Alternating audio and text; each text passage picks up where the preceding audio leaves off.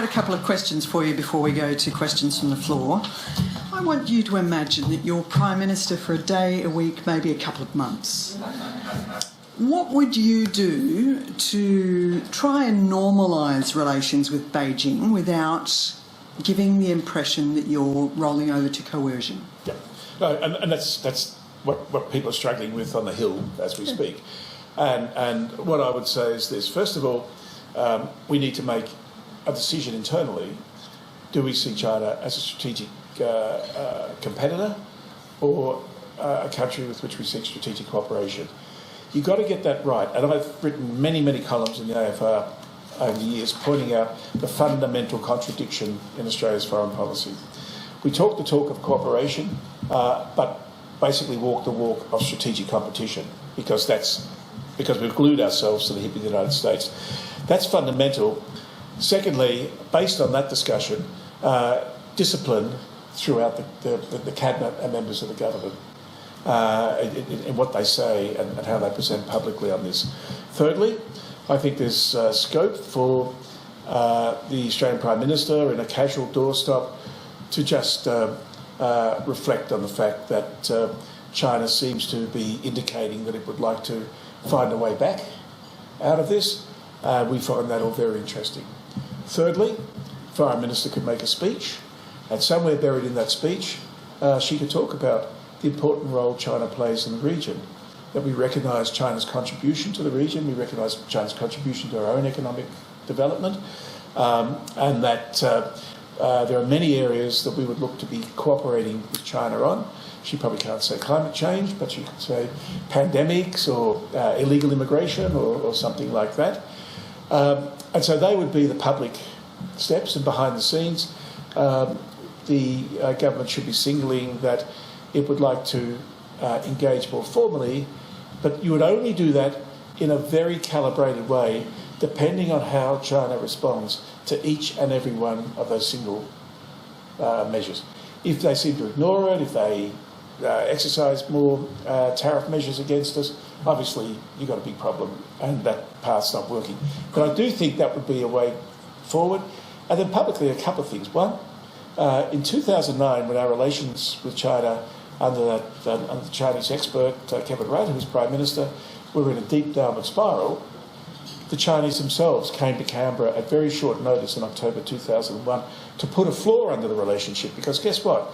Just like today, same then, no one was going to do anything to try and rebuild the relationship.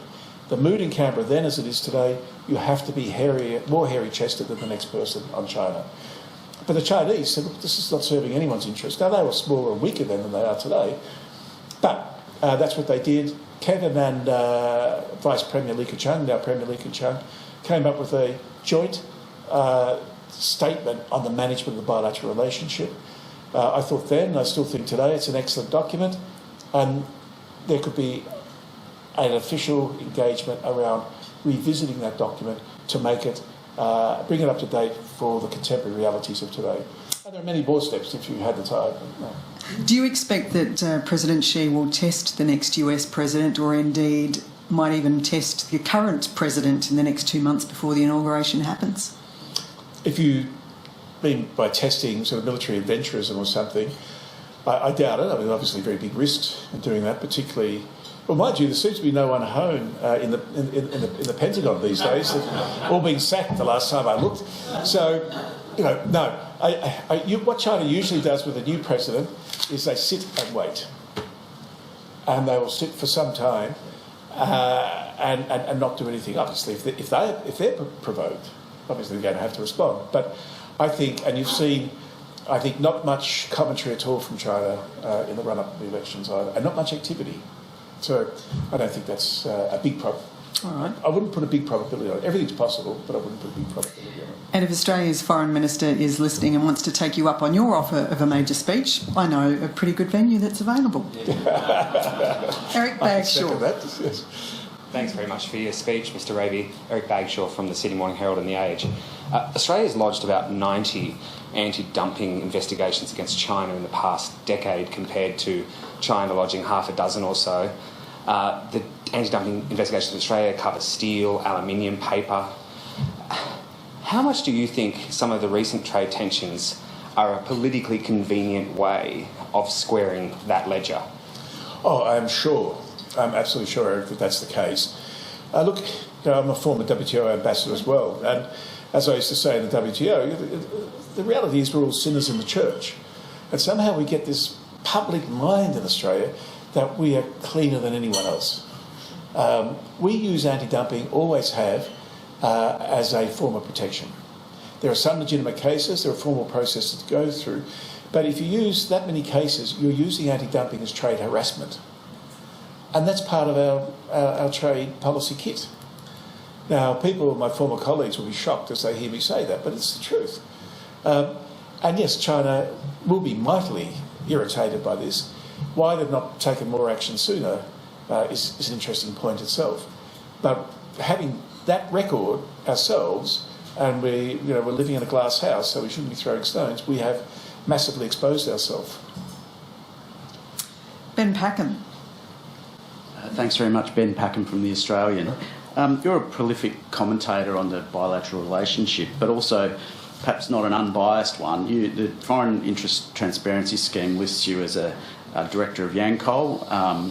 You've got a Beijing-based advisory firm, and certainly have a personal stake in the China relationship.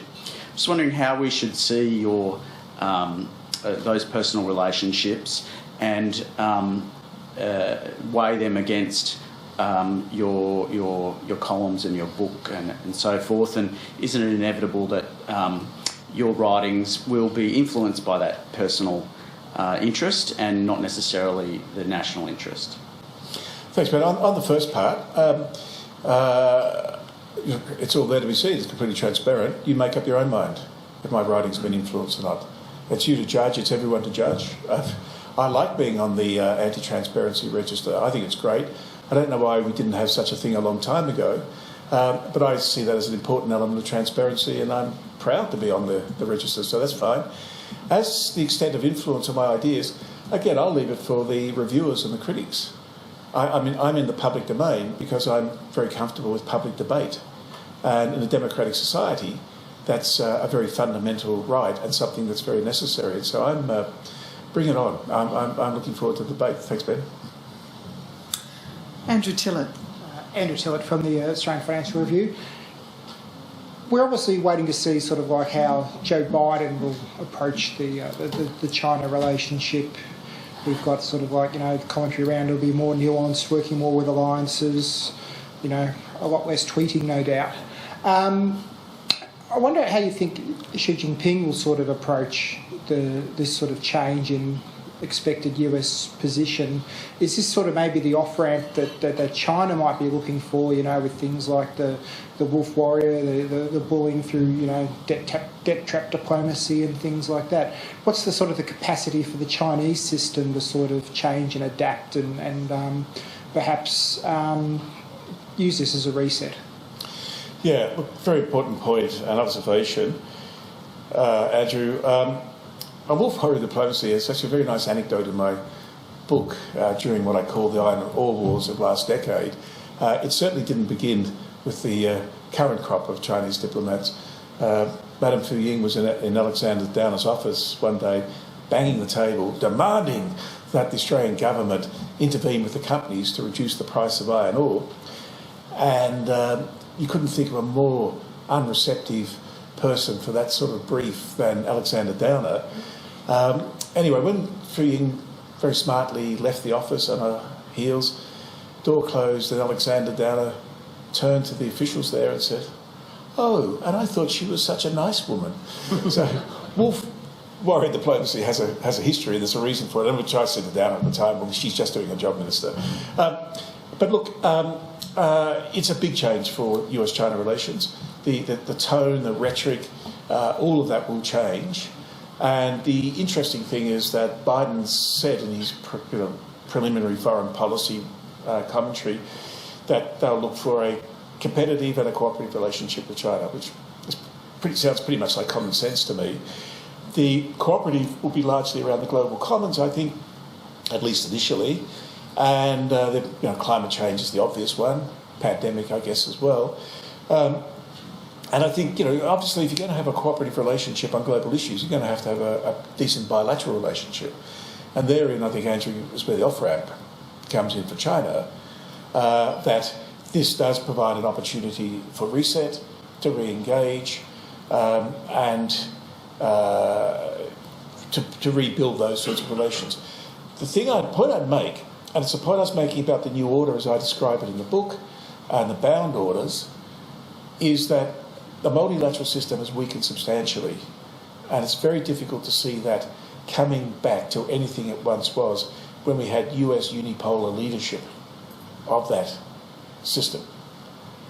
And that means, I think, the capacity for bilateral deals between the great powers, China and the US, gets bigger and bigger, and with that comes lots and lots of risks for countries like Australia.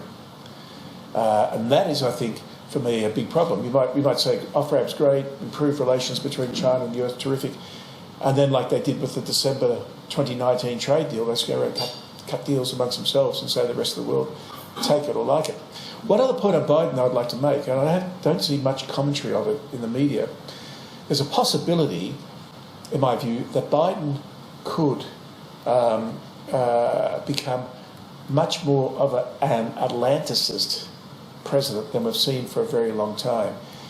And I'll tell you how this sort of loops back to China. Basically, the East Asian alliances, Japan, South Korea, Australia, they're all in pretty good shape. Trump, despite his best efforts, hasn't really damaged them. Nowhere near like what he's done with Europe and NATO. And the big problem Europe has to deal with, and the US to a significant extent as well, is Russia. And over the past few years of sanctions on Russia, Russia has been forced closer and closer to China. And I talk about this a lot in my book. There's no great love between Russia and China. There's actually deep historical mutual suspicion. But Russia's had nowhere else to go, and China's buying its gas, and if the Americans prevail on Germany not to keep buying Russian gas, then there'll be even more gas for China to buy, and even more authority. China's now the dominant power, as I said, in Eurasia. Russia has ceded that. If you travel through Central Asia, it's China, not Russia. That's the dominant power in the region. So I would think to deal with Russia, you've got to somehow bring Russia back to Europe. And I think that would require very significant engagement of the US in Europe and in Russia, and with Russia. So I think that's one to watch. It could be something that we haven't quite anticipated about a future Biden presidency. Thanks for the question. Looking at the Department of Foreign Affairs, over recent years it's sustained a number of cuts. AusAid no longer exists, that disappeared years ago. How would you characterise the capability and statescraft sort of ability of the department at the moment to cope with the world that we live in? Right. Well, believe it or not, I actually don't spend a lot of time around the department and not all that much in Canberra, and you do get out of touch on those sorts of things. My sense is at a distance that there's been a depletion of resources and staffing, but more important, I think we have had foreign ministers. Probably we haven't had a strong foreign minister since Alexander Downer. And consequently, over these years, DFAT has been increasingly marginalised in the Canberra bureaucracy. And it's not the main player, in my view, and I think people just accept that now, on China policy. So if we're going to try and find a way of navigating through this dystopian foreign policy landscape, and not just have ourselves glued at the hip to the United States, which is actually a receding power in the region, then we are going to have to invest massively more in diplomacy. And diplomacy has to be put back at the very heart of Australia's foreign relations.